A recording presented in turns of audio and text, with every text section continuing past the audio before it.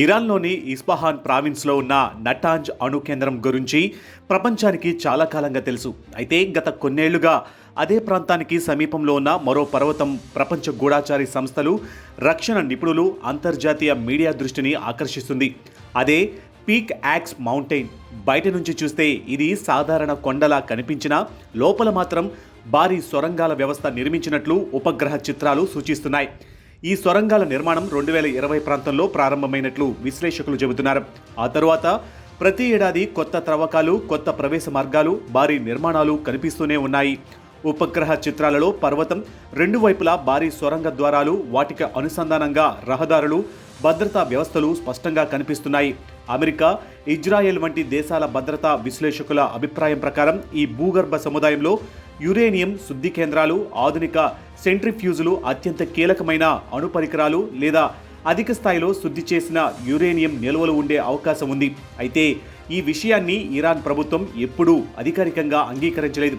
అలాగే అంతర్జాతీయ అణుశక్తి సంస్థ IAEA కూడా ఈ ప్రాంతాన్ని పరిశీలించే అవకాశం ఇప్పటివరకు పొందలేదు. అందుకే ఈ కేంద్రం చుట్టూ ఉన్న రహస్యం మరింత పెరిగింది. ఇరాన్ ఈ కేంద్రాన్ని ఎందుకు పర్వతం లోపల నిర్మించిందన్న ప్రశ్నకు కూడా ఒక వ్యూహాత్మక కారణం ఉందని నిపుణులు చెబుతున్నారు. గతంలో నటాంజ్ అణు కేంద్రం పలు దాడులు, విధ్వంసక చర్యలకు గురైన తరువాత భవిష్యత్తులో జరిగే వైమానిక దాడుల నుంచి రక్షణ పొందడానికి అత్యంత లోతులో భూగర్భ కేంద్రాలను నిర్మించే నిర్ణయం తీసుకున్నట్లు అంచనా వేస్తున్నారు. 100 అడుగుల రాతి పొరల క్రింద నిర్మించిన కేంద్రాన్ని సాధారణ బాంబులతో ధ్వంసం చేయడం చాలా కష్టమని రక్షణ నిపుణుల అభిప్రాయం. ఇలాంటి పరిస్థితుల్లోనే అమెరికా అధ్యక్షుడు డొనాల్డ్ ట్రంప్ ఈ కేంద్రాన్ని ప్రస్తావిస్తూ అవసరమైతే దీనిపై కూడా చర్యలు తీసుకునేందుకు వెనుకాడబోమని హెచ్చరించారు. ఈ వ్యాఖ్యలతో మరోసారి అమెరికా, ఇరాన్ సంబంధాలు ప్రపంచ చర్చగా మారాయి. ట్రంప్ వ్యాఖ్యలు వెలువడిన వెంటనే అంతర్జాతీయ మీడియా, రక్షణ విశ్లేషకులు పీడియాక్స్ మౌంటైన్పై ప్రత్యేక కథనాలు ప్రసారం చేయడం ప్రారంభించారు. అయితే ఇక్కడ ఒక విషయాన్ని స్పష్టంగా గుర్తుంచుకోవాలి. పీక్ యాక్స్ మౌంటైన్లో అణ్వాయుధాల తయారీ జరుగుతోందని ఇప్పటివరకు ఎలాంటి అధికారిక ఆధారాలు బయటకు రాలేదు. అలాగే అక్కడ ఉన్న భూగర్భ సదుపాయాలు అసలు ఉపయోగం ఏమిటన్న విషయాన్ని కూడా ఇరాన్ వెల్లడించలేదు.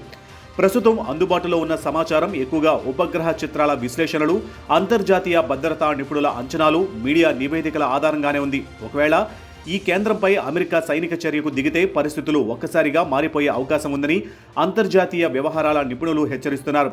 మధ్యప్రాచ్యంలో ఉద్రిక్తతలు మరింత పెరగడమే కాకుండా ప్రపంచవ్యాప్తంగా ముడి చమురు ధరలపై ప్రభావం పడే అవకాశం ఉంది.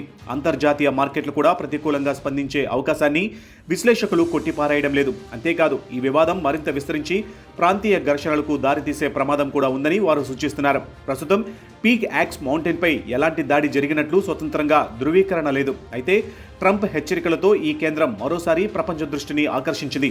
అమెరికా తదుపరి అడుగు ఏమిటి? ఇరాన్ ఎలా స్పందిస్తుంది? దౌత్యపరమైన పరిష్కారం దొరుకుతుందా, లేక ఉద్రిక్తతలు మరింత పెరుగుతాయా అనే అంశాలపై ఇప్పుడు ప్రపంచమంతా ఆసక్తిగా ఎదురుచూస్తుంది.